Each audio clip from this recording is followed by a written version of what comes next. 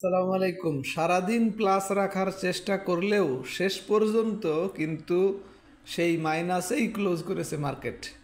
মার্কেটের আলোচনা বেসিক্যালি আগেরটাই, বাকি আজকে শুধুমাত্র হিস্টোগ্রামের বার এবং ম্যাকডিতেল সেল সিগন্যাল আসলো কি না, এবং ক্যান্ডেলের অবস্থানটা এবং চেহারাটা স্ট্রং হইল কি না, এই ধরনের ক্যান্ডেলের পরে কিছু প্লাস হওয়ার সম্ভাবনা কতটুকু, সেই অ্যানালাইসিসটা খুবই ব্রিফলি শেষ করব। কারণ এই মুহূর্তে আপনারা জানেন অ্যানালাইসিস নিয়ে এত মাথা ব্যথা কারণ নাই, কারণ টার্নওভারই আপনার আজকে সেটা বলে দিচ্ছে মাত্র 275 কোটি টাকা, প্রায় 4-5 মাসের মধ্যে সর্বনিম্ন, অর্থাৎ 4 আগস্ট আগে সরকার ডিফল্টার হওয়ার আগের দিন যেই ট্রেড হয়েছিল 207 কোটি টাকা, এরপরে কিন্তু এত কম ভলিউম টার্নওভার আর পরে হয় নাই। সেটি আজকে হয়েছে 275 কোটি টাকা, আপনারা দেখেছেন সকালের দিকে, এবং সারাদিনে মার্কেট প্লাস থাকলেও অবস্থা এই মার্কেটে অ্যানালাইসিসে আসলে স্বাভাবিকভাবেই কেউ ইন্টারেস্টেড হবেন না, কারণ বাই সেল নাই, এটাই স্বাভাবিক। তো আজকের ক্যান্ডেল এবং অবস্থান আপনারা জানেন, স্ট্রং কোনো ক্যান্ডেল ছাড়া এখানে কিন্তু পরের দিনের ব্যাপারে 1-2 দিন প্লাস আশা করাটা যায় না।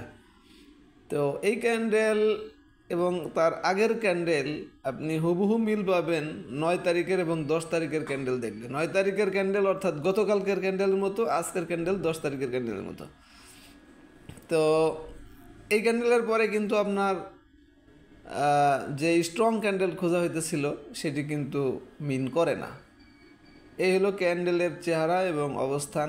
ক্যান্ডেল তো ডোজি ক্যান্ডেলের মধ্যে পড়বে, এটা যদি আপনি ডোজি ক্যান্ডেল দিয়ে সার্চ দেন, এই ধরনের ক্যান্ডেল যে স্টকগুলিতে হয় সেই ক্যান্ডেলও কিন্তু এখানে আসবে। আর মুভিং অ্যাভারেজের নিচে মার্কেটের প্রাইস গতকালকে নামছে, আজকে তো মাইনাস, আজকে নামছেই।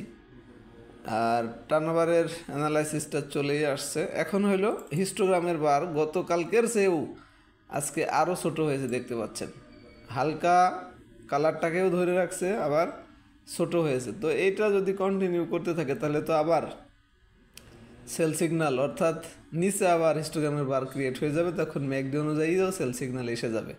এই ঘন ঘন বাই সেল সিগন্যাল আসতেছে এই সাইড ওয়েজের কারণে। এখান থেকে আপনারা দেখতে পাচ্ছেন, অর্থাৎ 25 নভেম্বর থেকে এই 4 ডিসেম্বর পর্যন্ত একটু বাড়ছিল, পরে আবার 12 ডিসেম্বর পর্যন্ত কমছে, আবার এই 2-3 দিন একটু ভালো ছিল। 19 ডিসেম্বর থেকে আজকে 3 দিন আবারও কিন্তু মার্কেট মাইনাস। 19 ডিসেম্বরের পর থেকে, অর্থাৎ 22 ডিসেম্বর থেকে। তো রেজিস্ট্যান্স সাপোর্ট আগেরগুলিই থাকবে।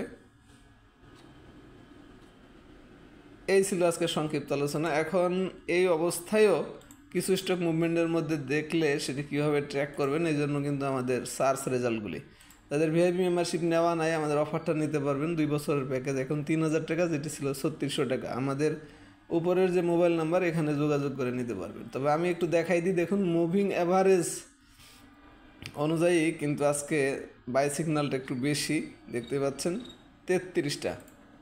আর ম্যাকডি ইন্ডিকেটরটি অনুযায়ী বাই সিগন্যাল আসছে 11টা। এনগালফিং মানে গতকালকে লাল ক্যান্ডেলের উপরে আজকে ক্লোজ করতে সক্ষম হয়েছে 20টা। এর মধ্যে থেকেই কিন্তু আপনাকে সিলেক্ট করতে হবে, এটা একটু সহজ করে দেয় আর কি, যে 400-450 শেয়ারের মধ্যে সিলেক্ট করা কঠিন, যার কারণে এই শর্টলিস্ট এখান থেকে সিলেক্ট করতে তাদের একটু সহযোগিতা করা হয়। তবে মার্কেট সাপোর্ট দিলে, স্টেবল হইলে সহজ সিলেক্ট করা এবং খুবই কার্যকরী হয়। বি ক্যাটাগরিজ থেকে দেখলে এই আইটেমগুলি এর মধ্যে দেখতে পাচ্ছেন, পটেনশিয়াল কিছু স্টকও কিন্তু আছে। তো এই ছিল আজকে মার্কেট সম্পর্কে সম্যক ধারণা, আমাদের অফার সম্পর্কে, সার্চ রেজাল্ট সম্পর্কে। আশা করি বুঝতে পেরেছেন। ধন্যবাদ সবাইকে আমাদের সাথে থাকার জন্য।